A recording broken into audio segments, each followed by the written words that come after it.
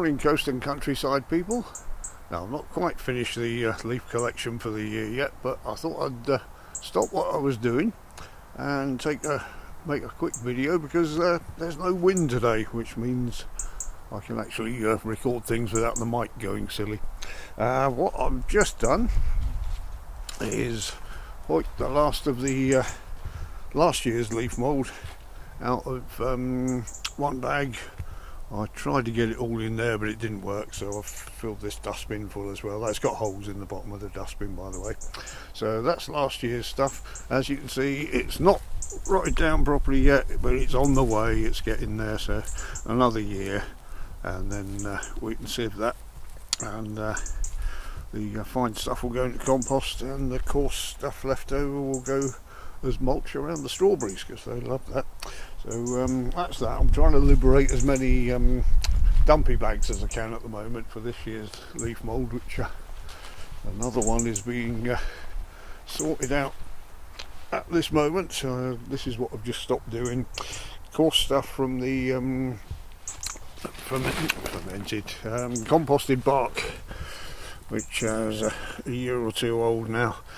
So all the fines are going through this sieve, and they will go into compost mixes, which is great.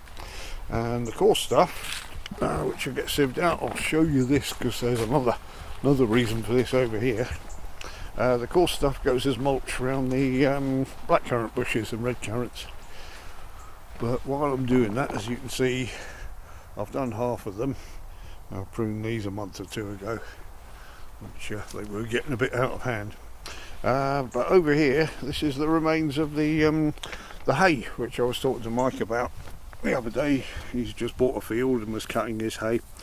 This is the remains of the hay from 2021, so it's now 3 years old. You can see it's just breaking down, and the worms have been dragging this in. You can see the worm casts there, and it's quite broken. If I pull it, they've been dragging it under at night. You can see there's absolutely loads of worm casts there, so they're having a bit of a field day on it. They're really enjoying it.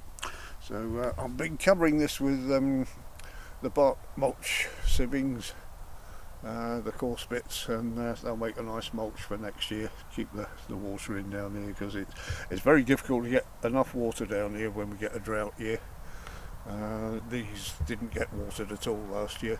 Not that we had a crop, because a blackbird got into a hole just over here. I think a mouse had nibbled a hole in the netting, and I didn't know he was in here. I saw something move and I looked under the leaves, and there wasn't hardly any black currants or red currants back. One blackbird had the lot, basically. So here's the remains of the fungi that we saw on the other video. It's still going strong there. What a year for fungi. Ooh, something different here. No, it's not, it's a leaf. But thought there was something fun. Never mind. So that's that bit. So these that will go on there as I'm doing things. And just a quick look at the onions in the corner there. They really need to go out. But again, the ground isn't ready yet. I've still got to get the potatoes out. And that's the autumn planting onion sets, which are romping away. They'll be making very good root growth now. Yeah, they're solid in there, so that's brilliant. It's exactly what I wanted to do. I planted a few leftovers in the ground down here. They're doing okay. Full barrel of water, I like to see that. So back to what we were doing after that little sidetrack bit. The leaf collection. I've just liberated this bag. This is the bag that had the last year's leaf mould in, and I immediately filled it with this morning's leaf rakings.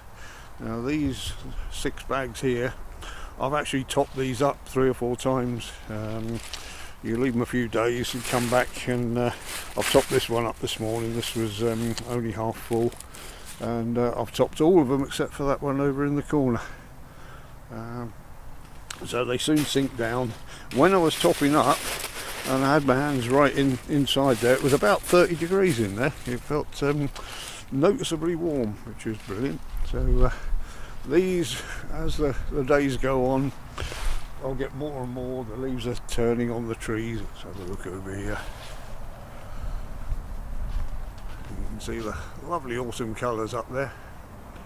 So plenty of leaves to still come down. And not all of these are our trees. The big beech trees in the background aren't. But we still get some of the leaves. So as it goes on, I expect to fill this entire area. There's probably at least another 6 bags, if not more, as we started a bit earlier this year. But when you do, if you're doing this on this scale, make sure you can get to each bag from each side, because you don't want to keep piling them in until you can't get to the middle ones, because what you'll be doing is topping them up as they go down over the winter, and in fact all next year. You just keep taking them out of one bag and putting them into another until you've got them all concentrated into 1 or 2 bags like last year. So like I say, make sure you have enough room to walk round them, otherwise you won't be able to reach. And I can't stress enough about when you've done with leaves at the moment, I want the water to get to them, the rain to get to them, but when things are finished, cover them up, because the amount of stuff that trees, I know I've mentioned this before, the amount of stuff that trees throw down, if you're under trees, all that would be getting in your compost. You can see the mess on there. This one's just compost in there, but keep them covered up, that's the main thing. So, and if you get a dry year, if you can, put water on your compost and your leaves, because that helps the rotting down process greatly. In fact, they'll just stop if they dry out totally. So that was that bit. And while we're at it, before we go, we'll have a little look at the year before's leaf mould. I put a bucket here so we can have a look. Now that is a lovely texture. This has been run through a sieve, and if you hold it, squeeze it, you can see it holds in a clump there, so it's ideal for making blocking compost. You'd mix this with garden compost or the sieved bark mulch as well.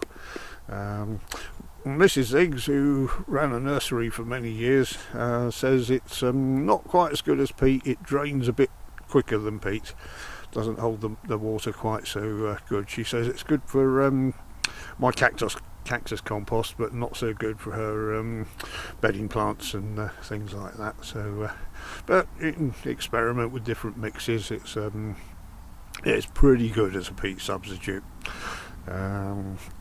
It's not far off it chemically, and it's very hard to get hold of peat at the moment, so we've got a few bags left, but it's being phased out in favour of stuff that came out of your kitchen waste, which goes to the council and then comes back with all sorts of rubbish in it.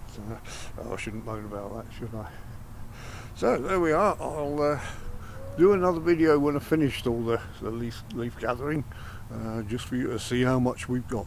So thank you very much for watching, everyone, and I'll see you in the next video.